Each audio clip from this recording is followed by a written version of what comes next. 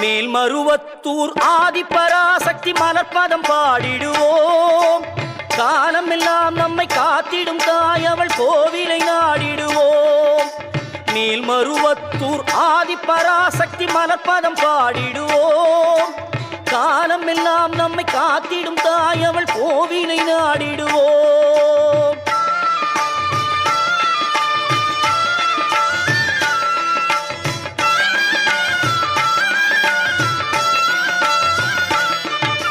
கோல விழி கொண்ட கோமதியவளே ஆதிபராசக்தி.